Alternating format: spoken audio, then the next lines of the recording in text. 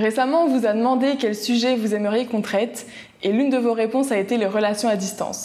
Ce qu'il y a, c'est que ni Solène ni moi n'avons vécu de relations à distance, donc on ne se sentait pas forcément légitime d'en parler. Le truc, c'est que ce sujet est tellement important qu'on ne voulait pas non plus passer à côté. Alors nous sommes allés à la pêche aux témoignages et aux études sur le sujet, et voici ce que nous avons trouvé.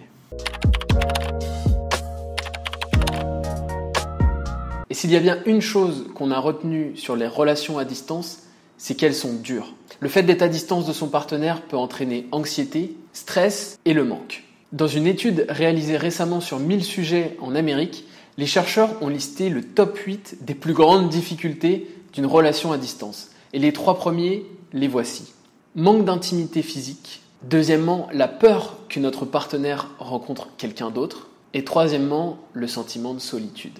Dans un livre intitulé « Entretenir des relations par la communication », les chercheurs Canary et Dayton énumèrent les nombreuses épreuves d'une relation à distance, dont le coût financier plus important pour maintenir une relation à distance, la difficulté à développer et gérer des relations fortes d'amitié et de proximité tout en maintenant une relation amoureuse à distance, des attentes très élevées des partenaires sur la qualité du peu de rendez-vous en face à face que les relations à distance permettent, la difficulté à évaluer le lien et l'état de la relation à distance, et enfin une échelle d'émotions bien plus importante que les relations amoureuses de proximité.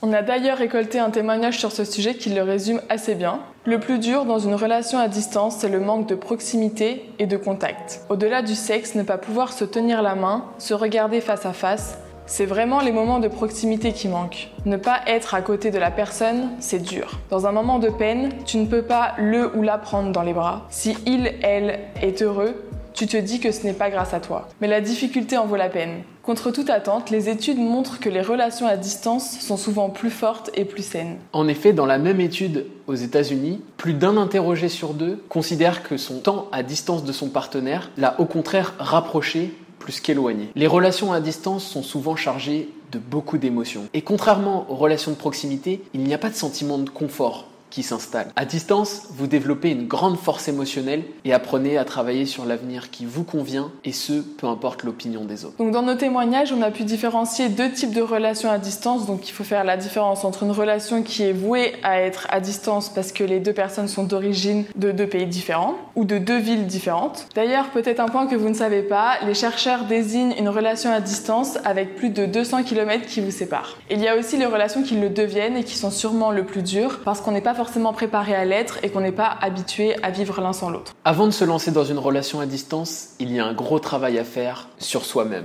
Il faut se poser les bonnes questions. Suis-je prêt à m'engager ? En suis-je capable ?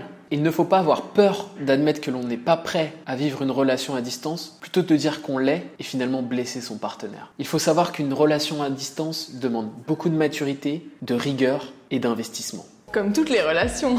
Mais aussi, cela nécessite un questionnement sur votre partenaire. Sur votre partenaire. Assurez-vous que la personne avec qui vous voulez vous engager en vaille la peine.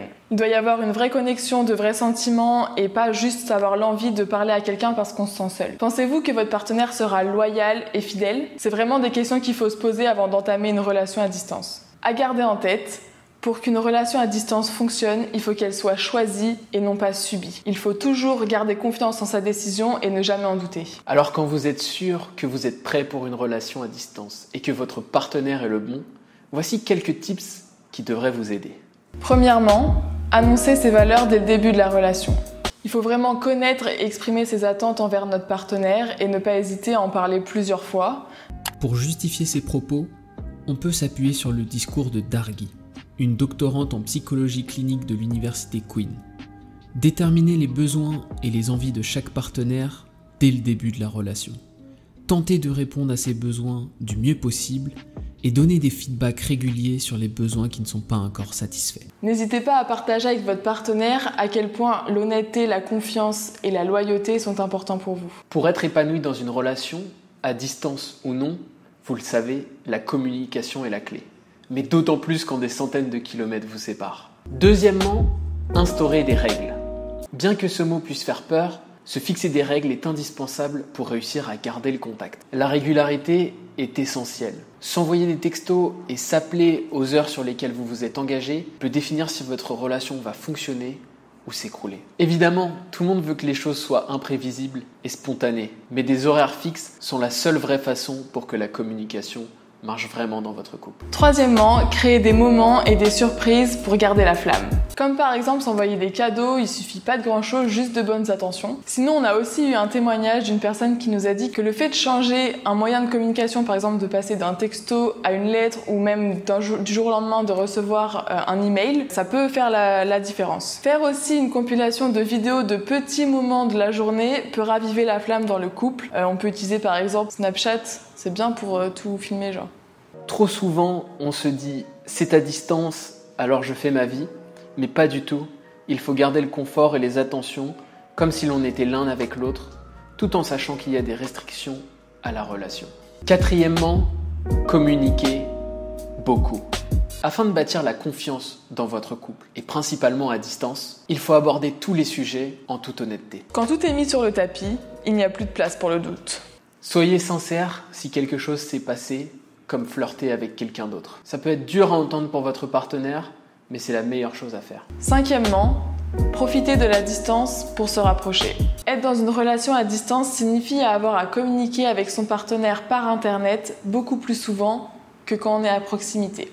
Contrairement à ce qu'on peut imaginer, la distance peut améliorer certains types de communication.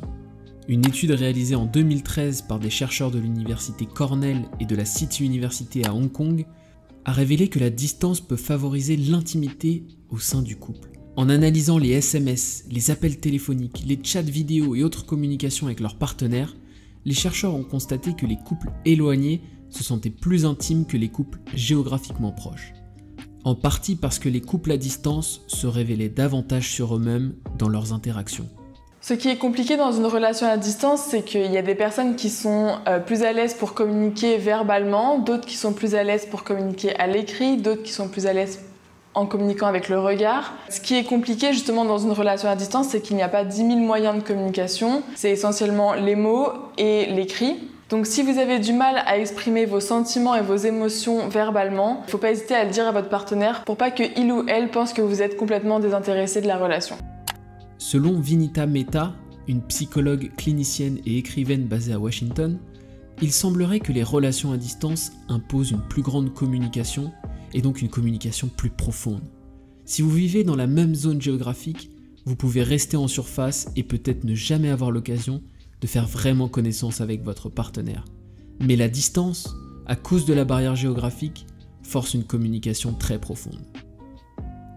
Sixièmement, une lumière au bout du tunnel. En effet, pour que la relation fonctionne, il faut qu'il y ait une lumière au bout du tunnel, un but commun, un moment où on sait qu'on va se retrouver. Ça peut être par exemple se voir dans un avenir proche, un voyage planifié ensemble, ou finalement à la date, vous allez pouvoir finalement emménager ensemble. Enfin, dans un témoignage, on nous a dit de tenter d'apprécier le manque de son partenaire. Et même si a priori ça paraît un petit peu bizarre, on se rend compte de la valeur des choses que lorsque l'on les perd. Après 2 relations à distance, je peux dire que ce sont les relations les plus fortes. Tu as toujours hâte de retrouver l'autre. Quand on est dans une relation de proximité, on a tendance à oublier la chance qu'on a d'avoir quelqu'un à nos côtés au quotidien. Alors que quand on est habitué à la distance, on apprécie beaucoup plus les moments ensemble. Lorsqu'on se coupe de quelque chose, on l'apprécie d'autant plus quand on le retrouve. C'est comme le fromage quand tu pars à l'étranger. Enfin, en sorte de bilan, on peut dire que pour que la relation fonctionne, n'importe quelle relation, mais particulièrement à distance, il faut que vous ayez tous les deux une formidable confiance l'un dans l'autre. L'un dans l'autre ? L'un dans l'autre ? L'un envers l'autre. Il faut que vous ayez une véritable confiance l'un envers l'autre. Il faut agir comme une équipe, vous deux contre le reste du monde. Avant Internet, on peut imaginer à quel point maintenir une relation à distance devait être compliqué. Pourtant, il est intéressant de voir qu'en 1995, le chercheur Rolfing listait déjà la majorité des stratégies pour le succès d'une relation à distance que nous venons d'évoquer.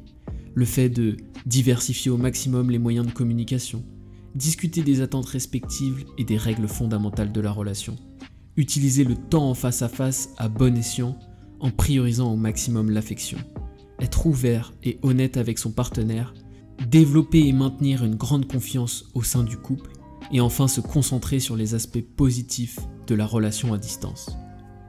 Alors, pendant les moments de doute, et il y en aura, Gardez en tête la chance que vous avez de pouvoir communiquer en instantané avec votre partenaire. Pensez à tous ces couples qui devaient attendre plusieurs semaines pour recevoir une réponse de leur partenaire.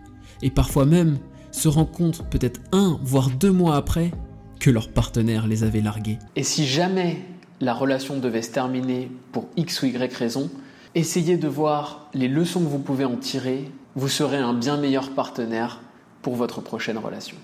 On espère que cette vidéo vous a plu. Si c'est le cas, n'hésitez pas à nous le dire en commentaire, à liker et à partager bien sûr. J'ai écrit ça pour qu'on se connaisse, sur scène pour flamber et qu'on renaisse.